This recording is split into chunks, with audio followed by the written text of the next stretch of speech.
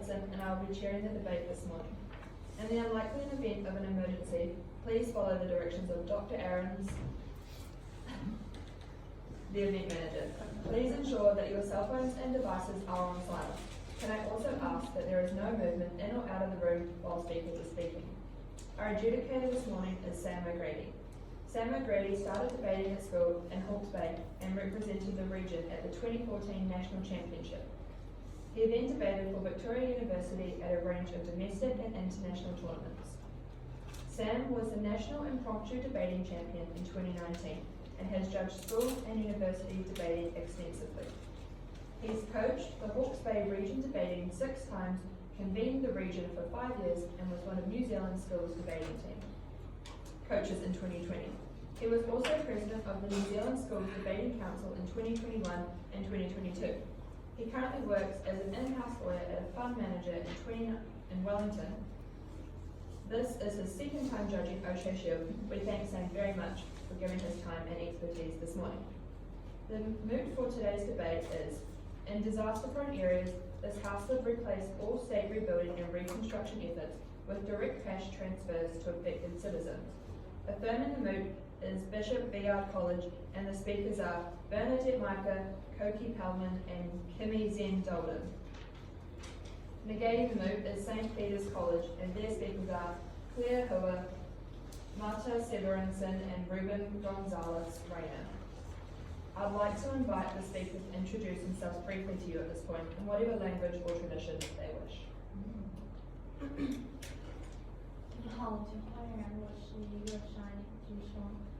My name is Claire and I'm a year 12 student at St. Peter's College. Tēnā tātou katoa ko Mata Topinwa, koe te manupura wahine o Hatopitera, and I am the Hebrew of St. Peter's College. Bienvenido a todos, me llamo Rubén, soy colombiano y escocés también. Tengo posiciones de liderazgo en el Colegio St. Peter's. My name is Ruben, I'm half Colombian, half Scottish, and I have leadership role as house leader at St. Peter's College.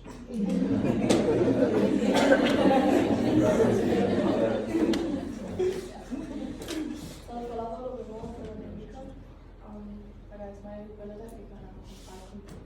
I get to be on page.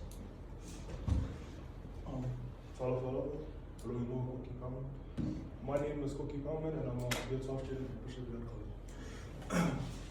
Kia ora koutou, ko Kumamori te waka, ko Taratara te Maunga, ko Hangaroa te Moana, ko Aotearoa, ko te Parata te Tangata, ko Waiaka te Marae, ko Taitukura te Whare, ko Whareawhina te Whare Kai, ko ngā hui ki whangaroa ngā te kahi te hui, no te Taitukura wahau, e noho ana hau ki te Whanganui Atara, ko Iho Pauiari te Kariti, ko Kimizendori te Kuinua, tēnā koutou katoa.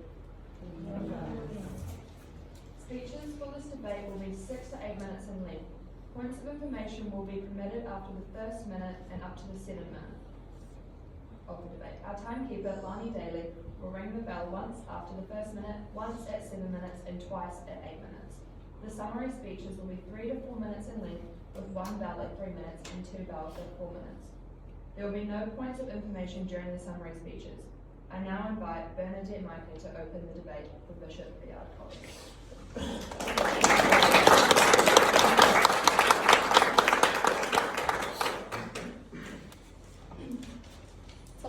Good morning to our adjudicator, chairperson, members of the opposition, and to everyone present here today. The motion for today's debate is that in disaster-prone areas, this House will place all state rebuilding and reconstruction efforts with direct cash transfers to affected citizens. As the affirming team, we strongly believe that the motion should stand. Before I move on to our arguments, I would like to firstly define the key terms mentioned in the motion. First, we have disaster-prone areas. These are regions that are particularly vulnerable or susceptible to natural or human-made disasters due to various factors such as geographical locations, environmental conditions, socio-economic status, and inadequate infrastructure. These areas often experience recurrent and heightened risks of events like hurricanes, earthquakes, floods, wildfires, and industrial accidents, and so forth. State rebuilding and reconstruction efforts refer to the comprehensive initiatives undertaken by the government, international organizations, and local stakeholders to restore stability, infrastructure, in countries affected by conflict, natural disasters, or other crises. These efforts typically involve a range of activities, such as establishing security, rebuilding infrastructure, etc. Direct cash transfers in the context of disaster-prone areas involve providing financial assistance directly to affected individuals or households to help them cope with the aftermath of a disaster. Instead of distributing relief in the form of goods and services, cash transfers give the recipients the flexibility to provide their own needs according to their own unique circumstances. Affected citizens refer to individuals residing in regions susceptible to disasters or other crises, wherein their lives, livelihood, and well-being are adversely impacted by the occurrence of such events. Moving on to my first substantial point, direct cash transfers provide immediate support and offer flexibility to affected citizens. This enables them to address their most pressing needs without waiting for bureaucratic processes or construction timelines. State-led rebuilding and reconstruction efforts involve complex bureaucratic processes that include procurement, which is trying to secure products and services to complete a project on time and within a budget. This would come with planning and implementation, and it can result in significant delays. These delays may hinder timely assistance to affected citizens and prolong their recovery process. During times of sudden and unexpected disasters, the government is left unprepared, which affects the immediate response to those affected. How will these people survive? But most importantly, there will be thousands of lives on the line. Can the government handle how the survival of each citizen is in their hands? Will they be able to provide immediate relief when they have no idea what each community affected by disasters are going through? Survival in times like this is the most essential factor that anyone would come to think of first. Those affected by these disasters know what their priorities are. The government doesn't. Keeping in mind that there will be thousands of affected citizens having to pinpoint exactly what each and every family and community affected would need is time-consuming and insufficient. Immediate relief should always be there because survival is the foundation of experiencing sudden and unexpected disasters. What is the point of rebuilding and reconstruction if there are no people to live or populate the efforts provided?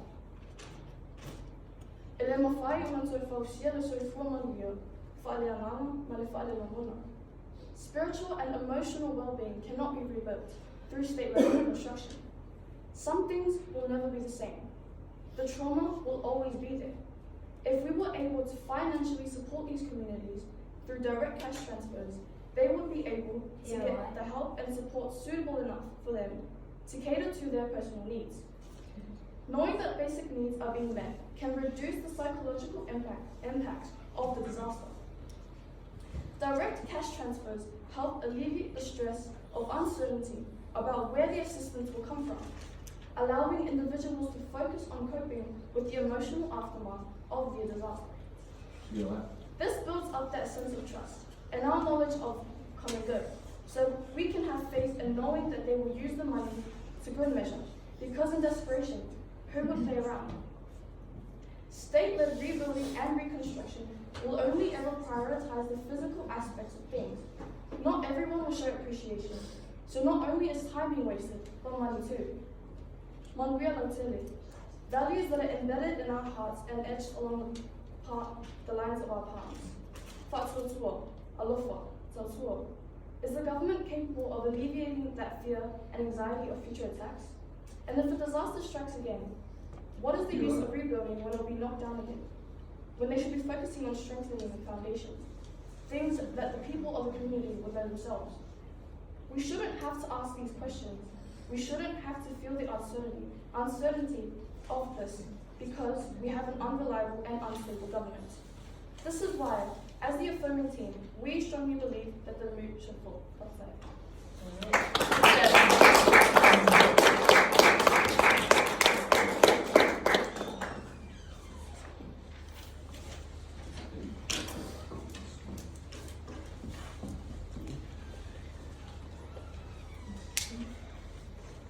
thank the speaker for their speech and now invite Claire Hiller to begin the praise for the negating team, St. Peter's College.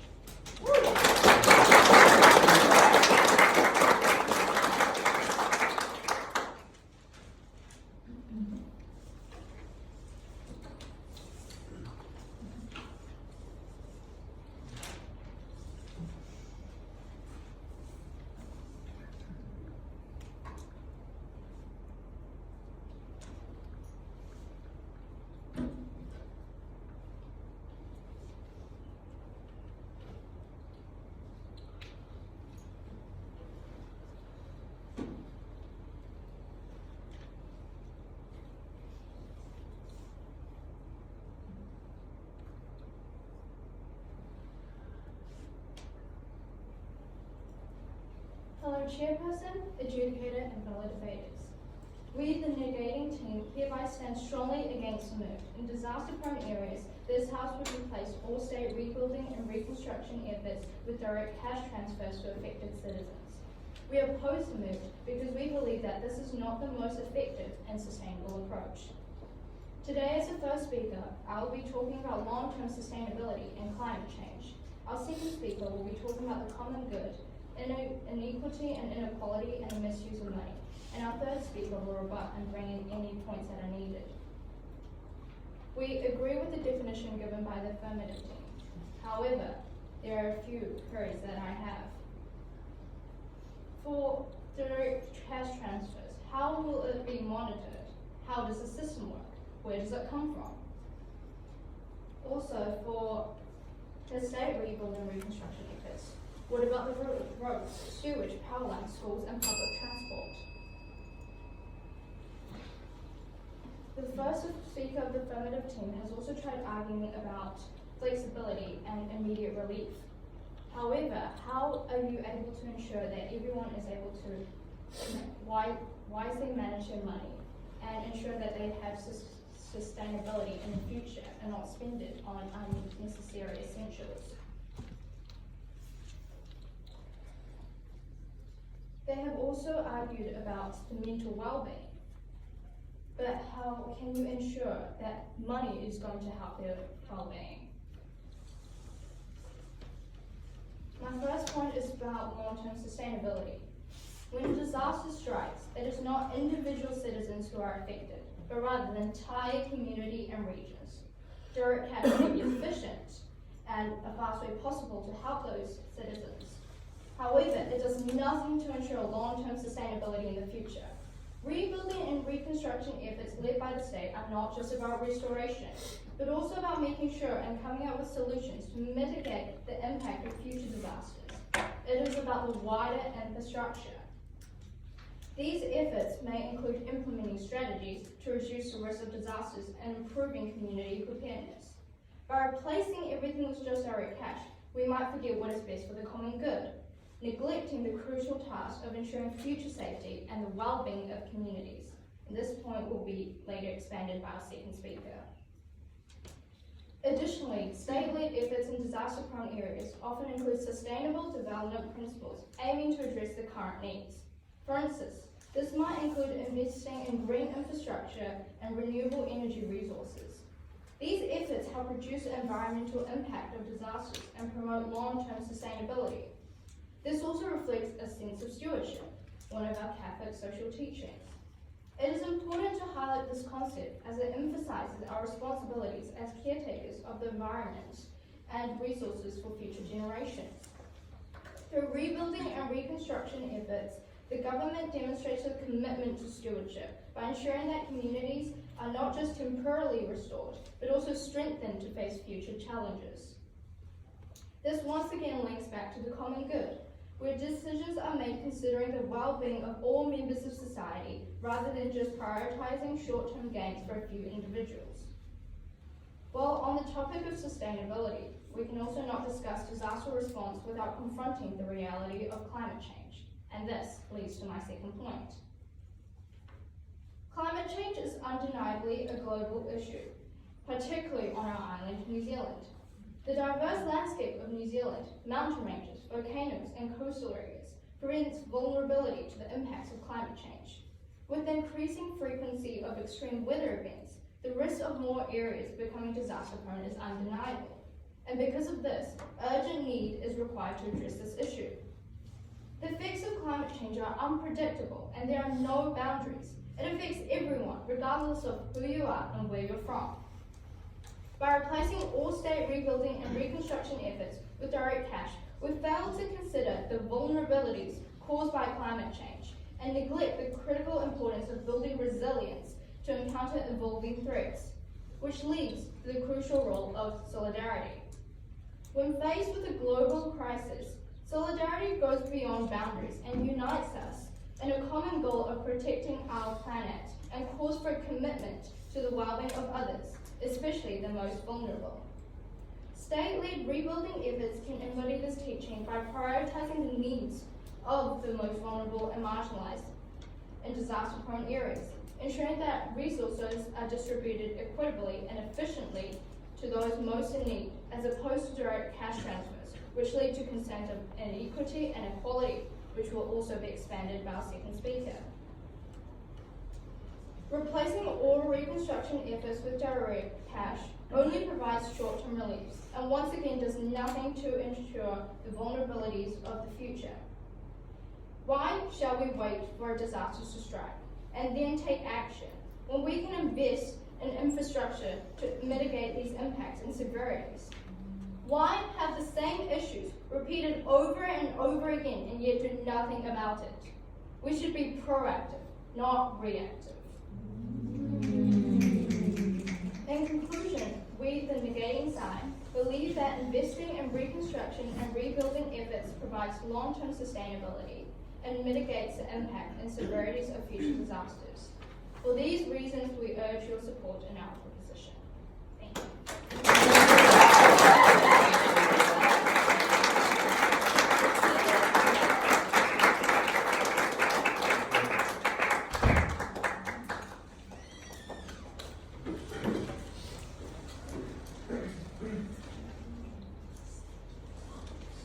I thank the speaker for their speech. Koki Talman will now continue the case for the affirmative.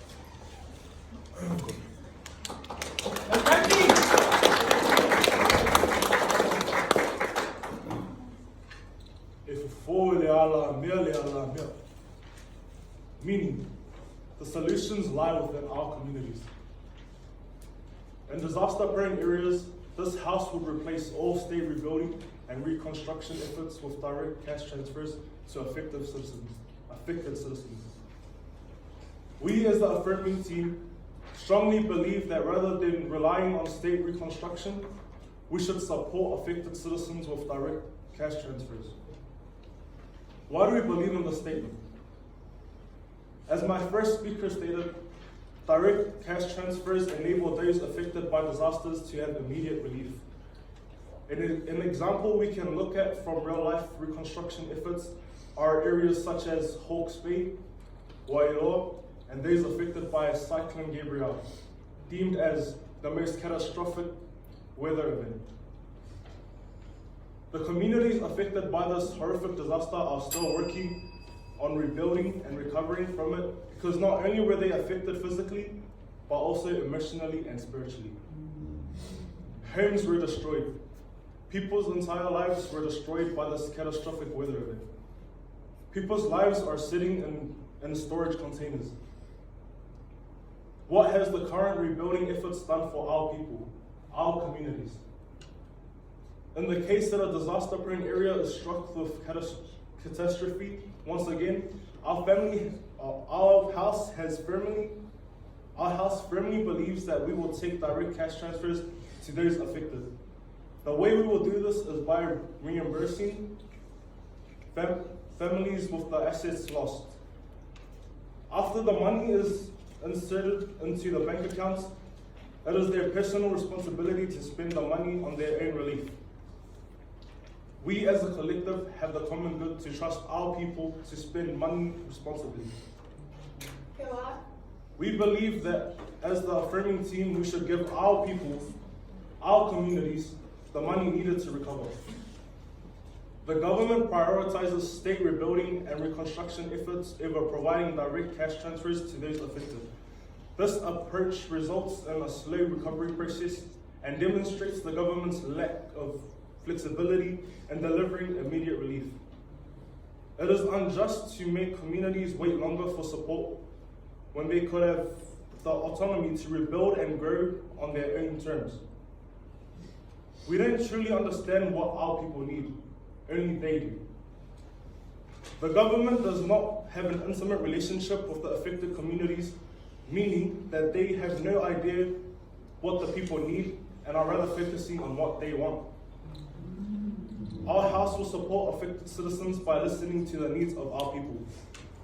This supports our case of implementing direct cash transfers because state-led reconstruction efforts are often centralized, with decisions made at a national or regional level.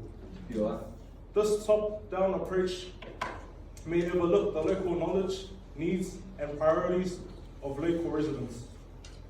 How can the government build the shape of the future when it fails to provide opportunities to the affected people, who are the future of Aotearoa?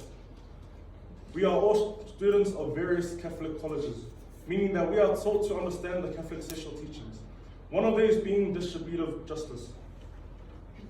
Distributive justice means the perceived fairness of the allocation, or more broadly, to how people judge what they receive.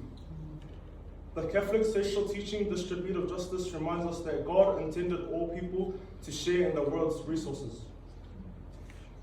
Supporting distributive justice in the context of the meat scenario means advocating for a fair distribution of resources to ensure everyone's needs are met, as this aligns with the values we are taught.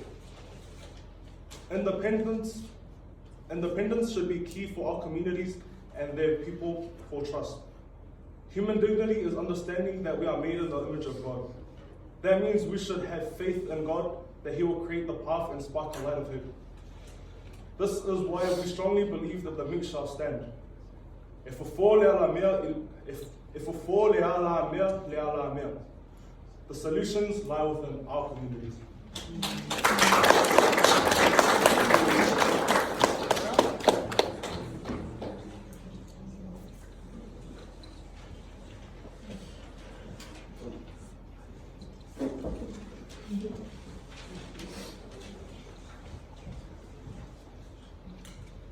I thank the speaker for their speech. Marta Sibronson will now continue the case to the negative.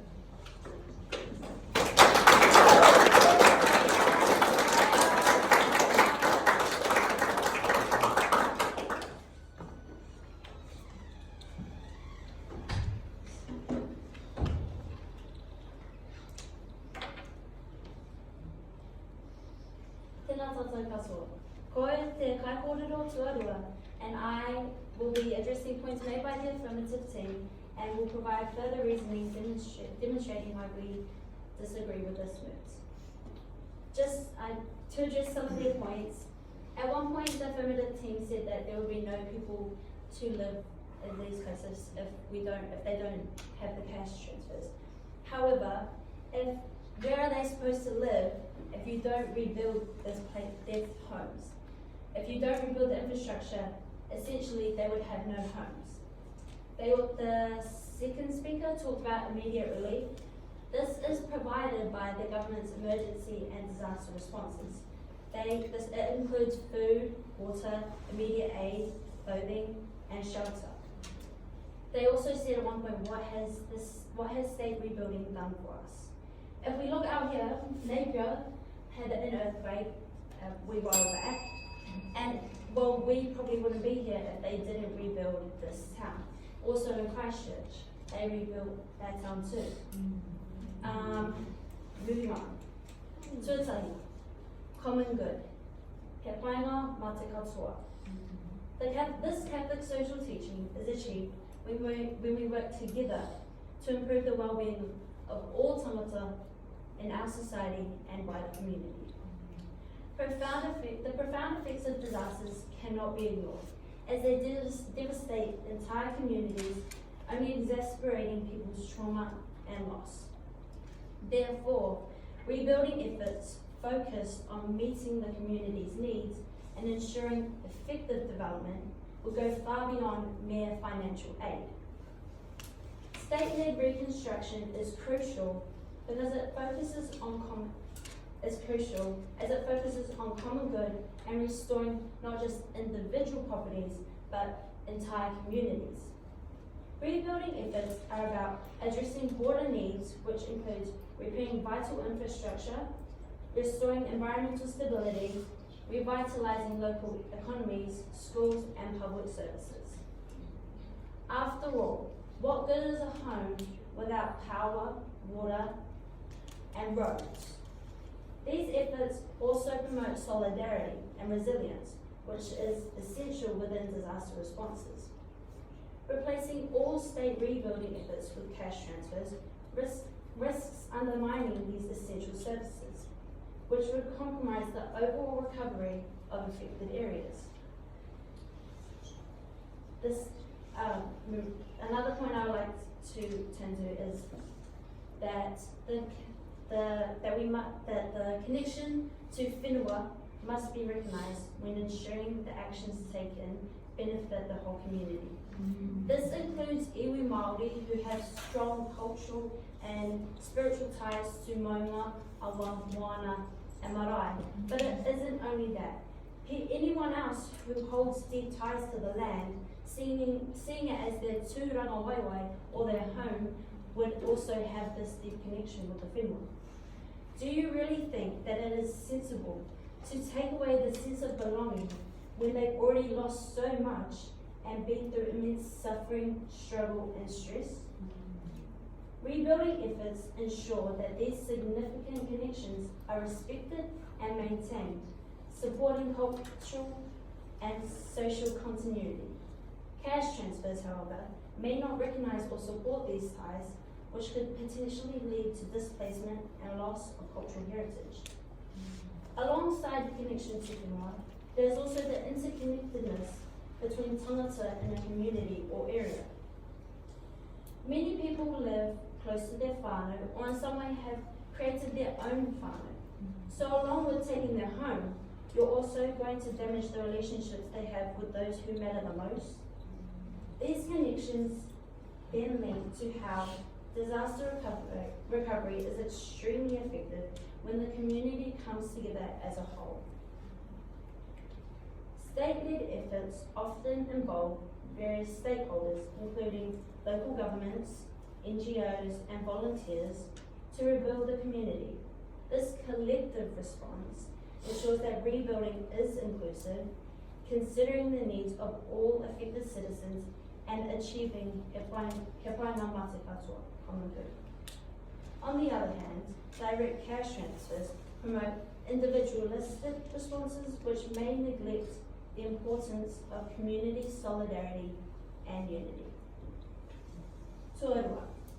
My next point addresses the issues of inequality and inequity. While cash transfers provide financial aid to individuals, relying solely on this approach without supporting actions fails to acknowledge the underlying disparities surrounding healthcare, education, food, economic stability in disaster-prone areas. Consequently, cash transfers risk exacerbating existing inequalities. Those who are already financially stable may benefit more, leaving vulnerable communities further marginalised. This approach raises critical questions. Do these cash transfers account for the level of damage and the loss of assets, or is it just based on the loss of people's income? Direct cash transfers that prioritise efficiency over equity could result in an uneven distribution of resources, leading to these significant disparities in recovery outcomes. Those already experiencing poverty may find themselves trapped in a relentless cycle of destruction.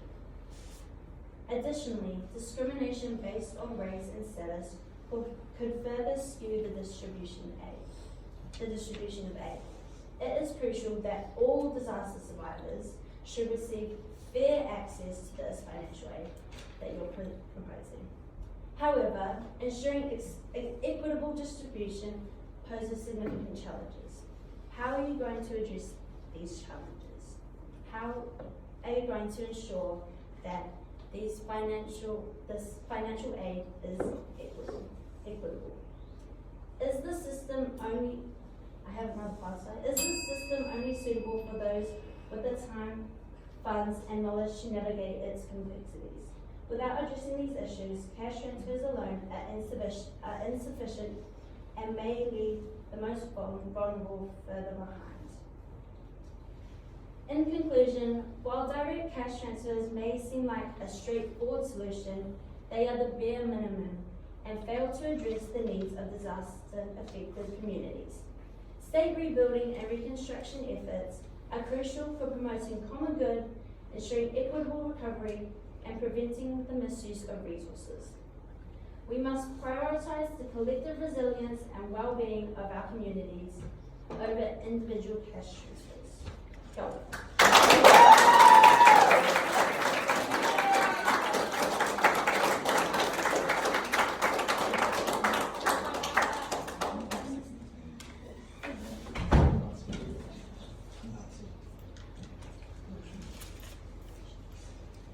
I thank the speaker for their speech and now invite Timmy Singh Golden to speak for the affirmative.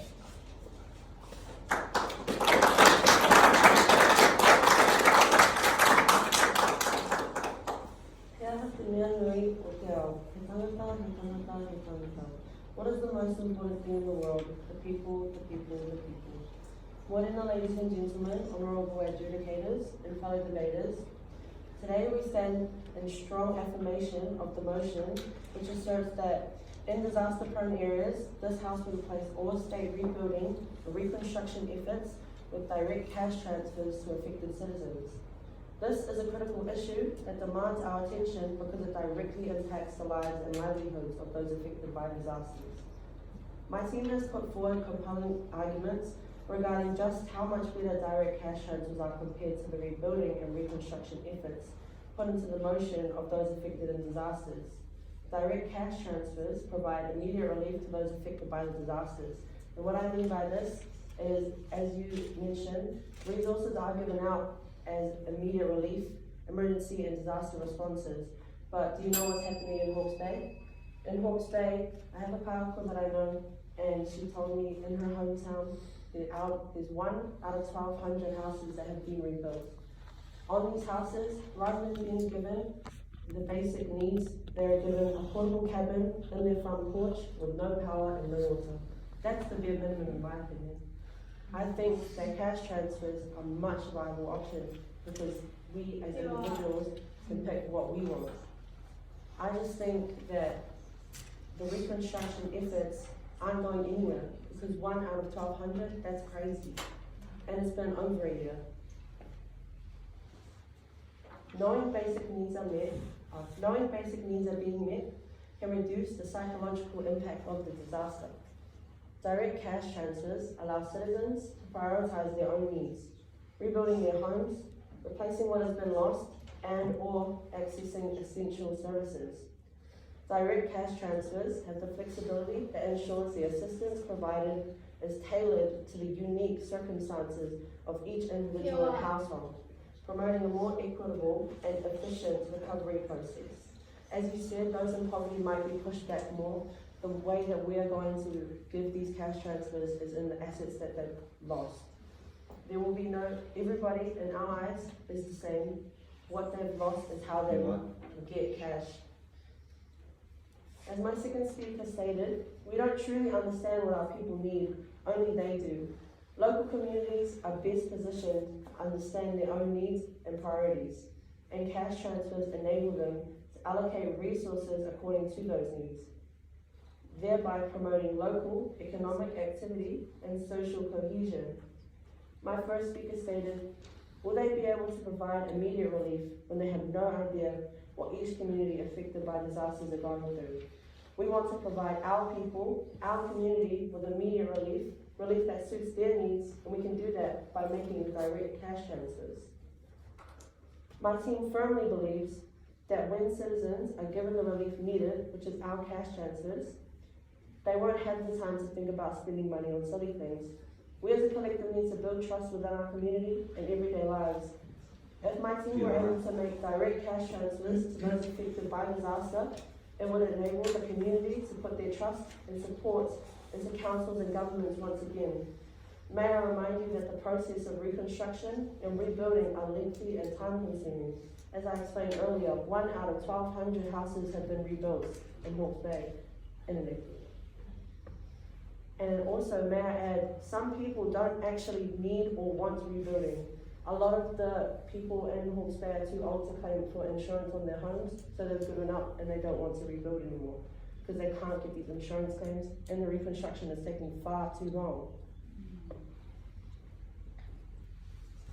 And when one house is on fire, the fire brigade doesn't go to all of the houses. This implies focusing resources and attention on where they are most needed, rather than spreading them thinly across all areas. The problem with rebuilding and reconstruction efforts is that they focus all of their time, resources, and budget on things that aren't number one priority for citizens, but rather number one priorities for themselves. Affected communities suffer major loss physically, mentally, and spiritually. What is rebuilding helping them with? Picking up the pieces of a puzzle that no longer fit together. These cash transactions serve as a beacon of hope in darkness and disaster. We have core values as Catholics, and direct cash transfers embody the principle of subsidiarity, which holds that matters should be handled by the smallest, lowest, or least centralized competent authority. By transferring these resources directly to individuals and local communities, we empower these closest to the problem and address it most effectively, rather than relying on distant, bureaucratic state interventions. We prioritize the needs of our people, and we care about their homes, their families, and their faiths. By providing our community with financial assistance, it helps us to grow closer to our people. We prioritize the needs according to their unique circumstances, addressing their most pressing needs in a timely manner. Psalm chapter 133, verse 1. Behold, how good and pleasant it is when brothers dwell in unity. Reconstruction doesn't mend the time that was lost in disaster, nor can it mend the scars left on our people. But by giving our people a beam of hope in their time of darkness, we will dwell in unity. By giving them direct cash transfers, our people have the independence to spend their money on their most pressing needs. If I were affected in a disaster, I would like for myself and all my family to receive cash transactions any day over waiting and waiting and waiting for the reconstruction process to start. This is why we firmly believe and know that the move shall stand. In disaster-prone areas, this House will replace all state rebuilding and reconstruction efforts with direct cash transfers to affected citizens. What is the most important thing in the world? The people, the people, the people. Thank you.